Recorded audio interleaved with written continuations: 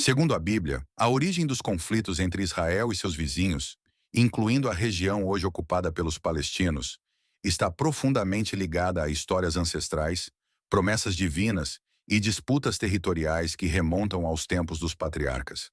Embora o conflito atual entre israelenses e palestinos seja moderno, as narrativas bíblicas fornecem um pano de fundo religioso e histórico que influencia tanto o pensamento religioso quanto político em torno da questão. Aqui estão algumas das principais perspectivas bíblicas que moldam a visão de muitos sobre as origens dessa disputa. 1. A promessa da terra de Canaã, terra prometida. No Antigo Testamento, a terra de Israel, conhecida como Canaã, é repetidamente mencionada como a terra prometida que Deus concede ao povo de Israel. A promessa começa com Abraão, o patriarca comum tanto aos judeus quanto aos árabes. Gênesis 12, 1 a 3.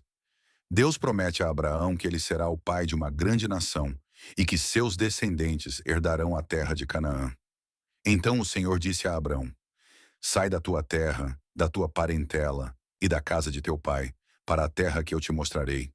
Farei de ti uma grande nação, e te abençoarei, e engrandecerei o teu nome, e tu serás uma bênção. Gênesis 15, 18 a 21.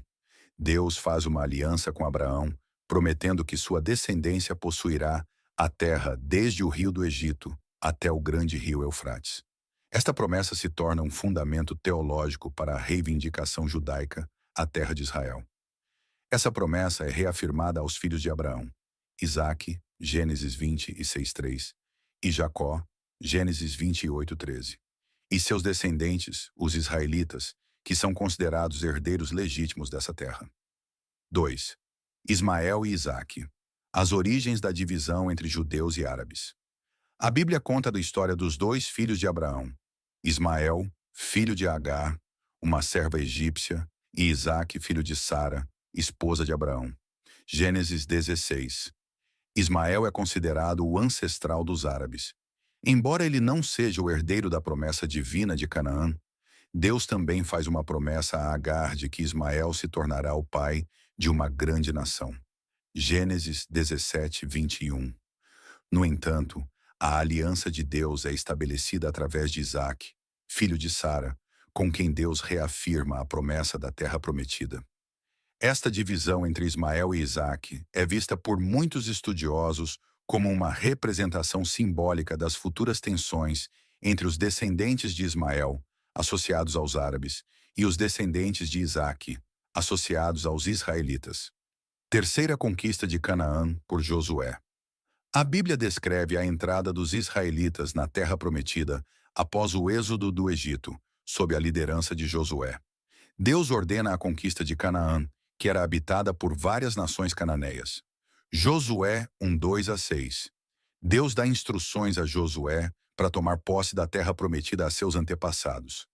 Esta conquista envolve batalhas violentas contra as populações locais, o que, na narrativa bíblica, é visto como a concretização da promessa divina a Abraão.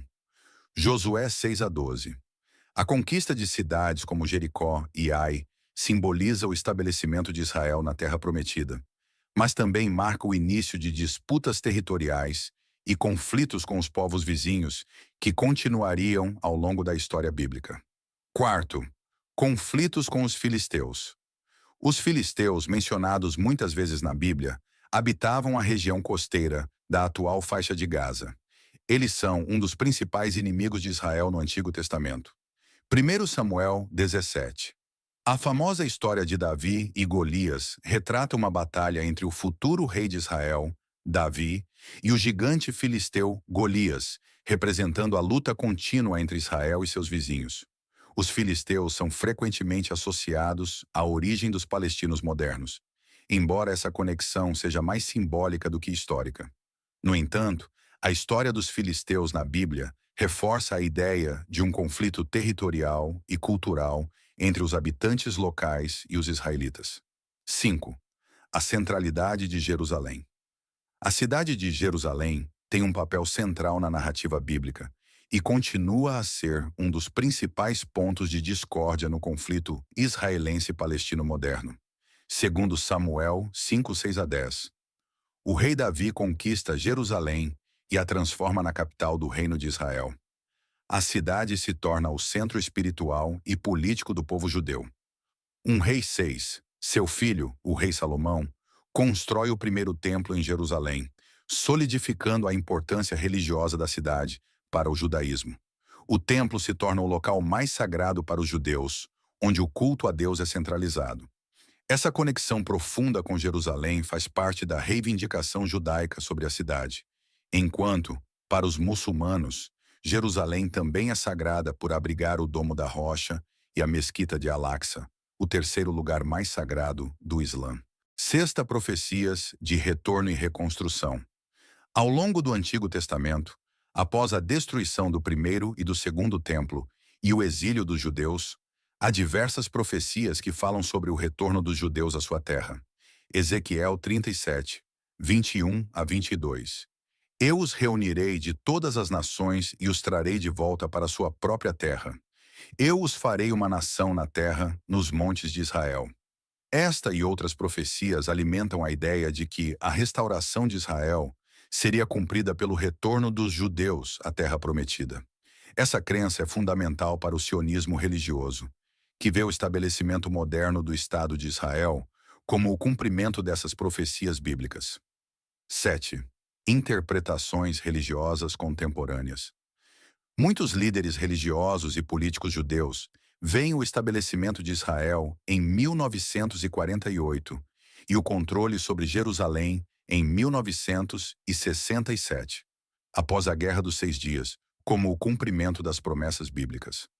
A reivindicação de que Israel tem o direito divino à terra é frequentemente fundamentada nesses textos bíblicos. Por outro lado, os palestinos muçulmanos também consideram a Palestina como uma terra sagrada, e a narrativa corânica tem suas próprias perspectivas sobre os profetas e os direitos sobre a terra. Conclusão. Segundo a Bíblia, a origem dos conflitos sobre a terra de Israel remonta às promessas feitas por Deus aos patriarcas judeus, principalmente Abraão, e à subsequente conquista de Canaã pelos israelitas. A narrativa bíblica fornece um fundamento teológico para a reivindicação de Israel à terra, enquanto também menciona os antigos conflitos com povos que habitavam a região. Essas histórias antigas têm forte ressonância no contexto do conflito moderno, alimentando tanto as crenças religiosas quanto os argumentos políticos de ambos os lados.